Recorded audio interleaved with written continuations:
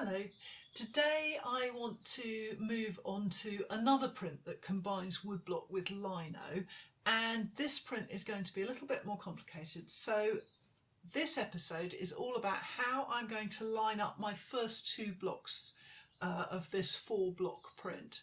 So I have a bit of a tricky job here in that I have a line block which I've cut out of lino, which I'm going to show you properly in a moment, and somehow I've got to marry that to this block here, and this is yew wood, and this is going to be the background of my print. So I'm going to show you that and a little bit of printing at the end as well. So let me just move that out of the way and show you the line block first. So I have already cut the line block for this print simply because I've done lots of cutting already and this is allowing me to move on. So I've done a print here of just this block printed, so you can get an idea of it. I drew the block with Indian ink and a dip pen, which is how I've got these nice sort of fluid lines here.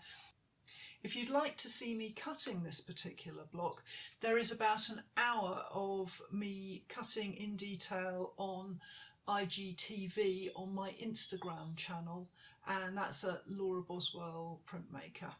So I have my line block here and I have my yew block.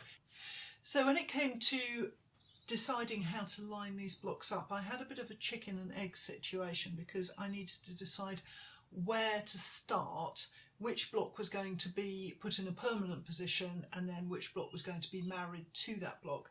And in the end we decided to go with the yew block and get that fixed to a backing block first. And it's quite a chunky block, this. So what we came up with was to cut a hole in the mount block and just slip the yew into place, which of course reduces the thickness difference by 3mm, which is the width of that block.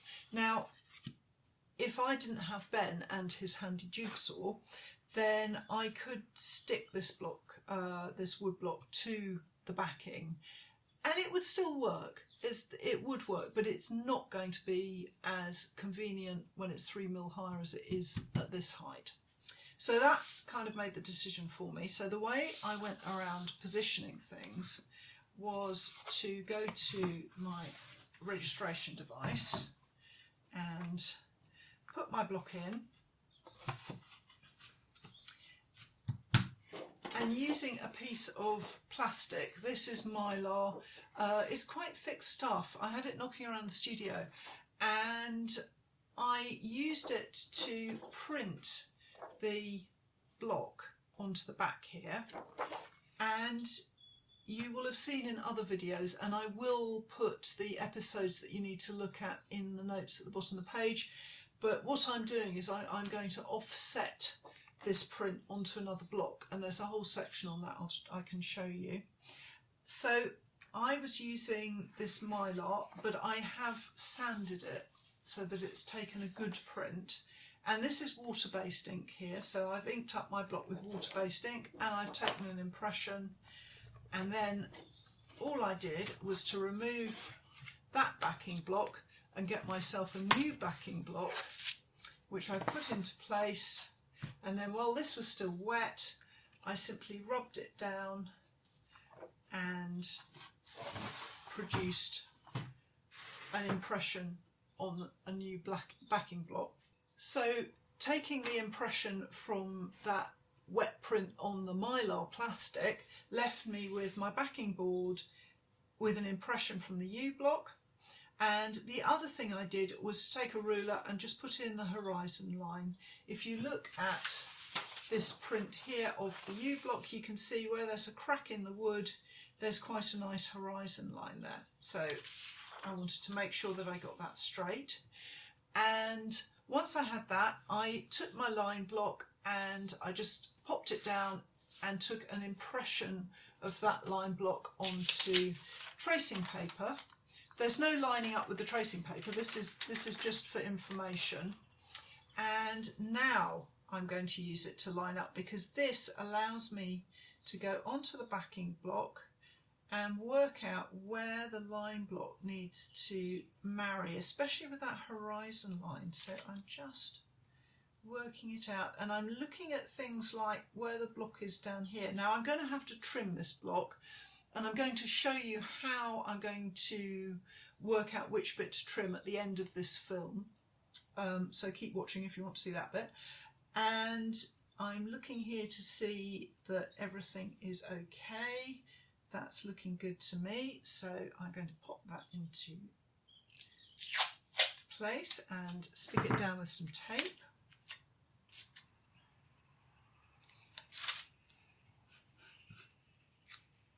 And then I am simply just going to get a piece of carbon paper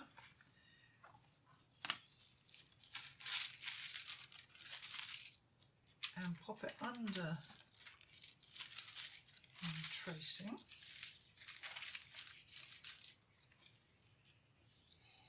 And take a pencil, and I'm going to mark where that coastline goes onto my backing board. Now this is not going to be an exact science, because there is going to be a fractional variation in the positioning because of the difference in the thicknesses of the two blocks. So my U block is much thicker than my lino block. So I am not going to stick the lino down immediately. What I'm going to do is I will tack it into place using my guide and take a test print or two before I stick it down permanently, so that I can check everything is as it should be. Okay.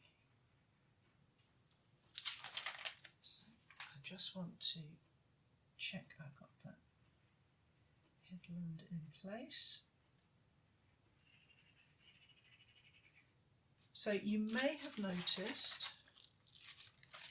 yes, so you may have noticed that this block, unusually, I have cut along the coastline here, and that's because I need a reference edge, because now what I've done is to create a backing block that has the initial information where the mountain is, and now over the top of that I have got a carbon line showing me where the coastline is.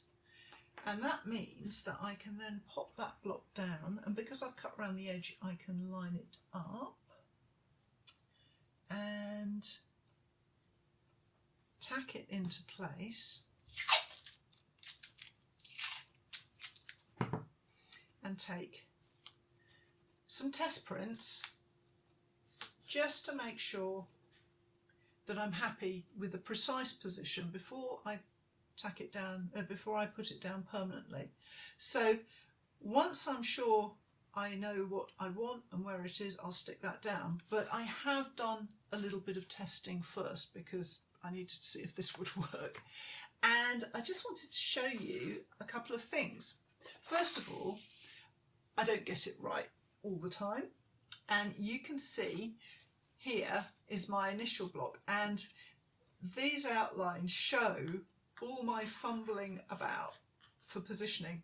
For some reason I got the idea that it all had to line up here, and that was wrong because that left a great big hole here where there was a knot of wood and a big gap here, and it just took me ages to work out that that was wrong and it needed repositioning, so I did a lot of faffing.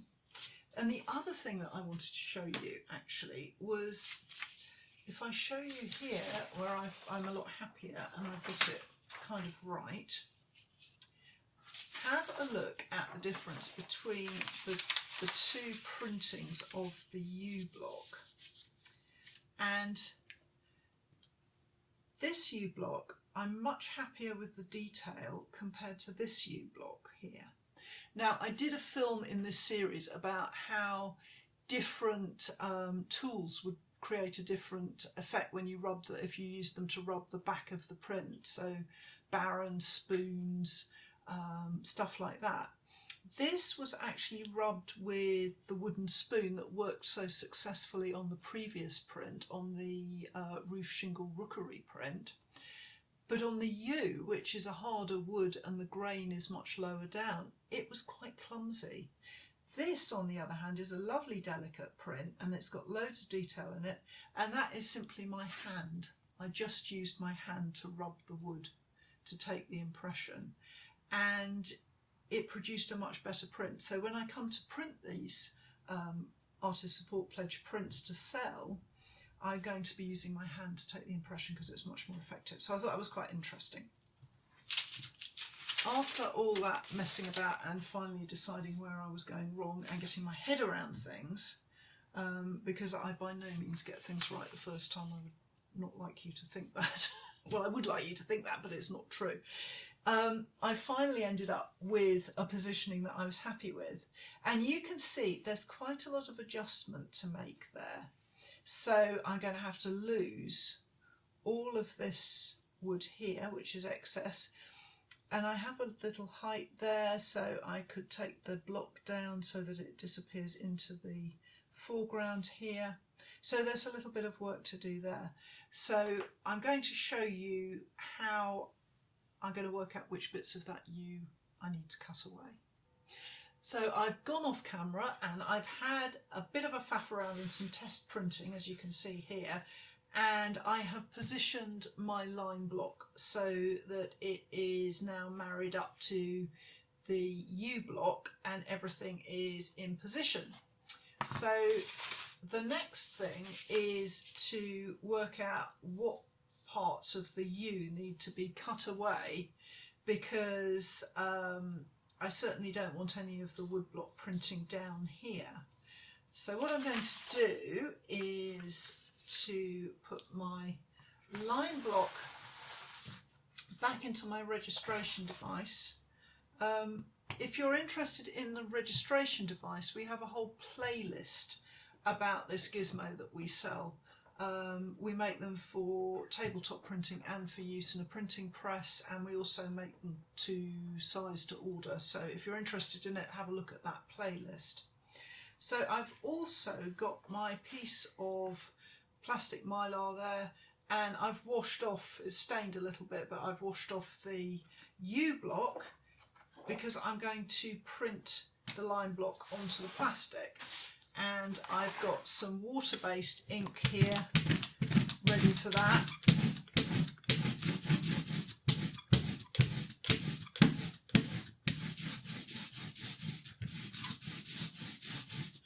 This is water-based ink because I need it to dry quite quickly. And it's white so that it shows up on the dark wood of my woodblock. So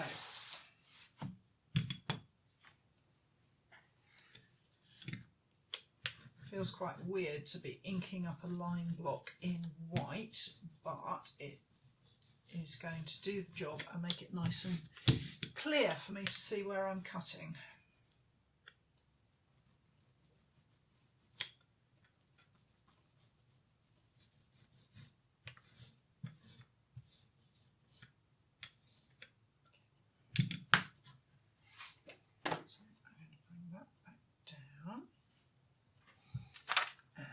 Grab my trusty Baron .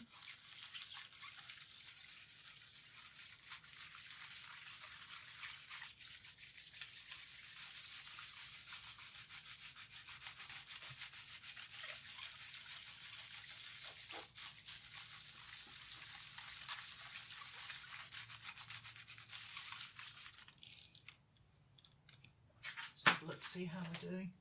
And it's especially important that I get all the detail at the edges, because that's going to dictate where I need to trim. So just make absolutely sure I've got all that information around the edge.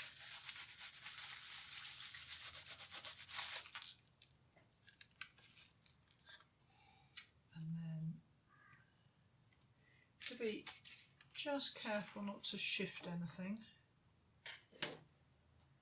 And that block can come out. And this one can come in. wet block can come down. I just want to make absolutely sure that I'm going to get it lying flat. Lovely.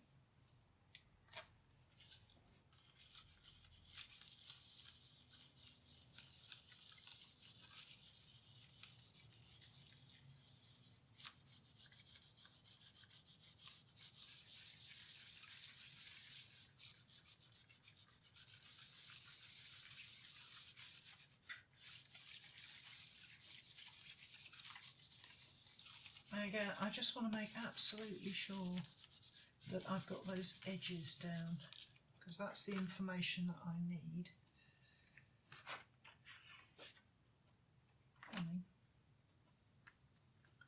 And I'm going to actually use my fingers here just to make sure that I'm pushing down, because the wood block is, it has grain, it's a bit lumpy bumpy, so here fingers are quite good because they will just push the paint down, the ink down a little bit more.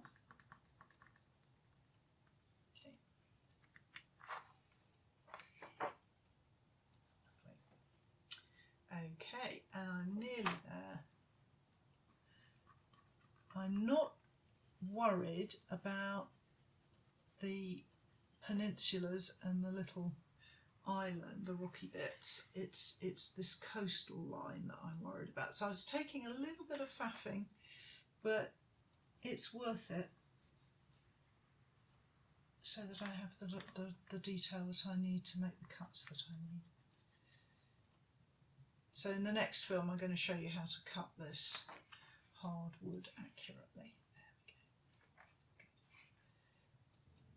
So now if I open that up, you can see I now have a clean guide showing me exactly where all that excess wood is that I need to trim off. And in the next film I'll show you how to cut away that wood nice and cleanly. So don't forget to subscribe to the channel and to hit the like button if you like this film, and I hope to see you again next time.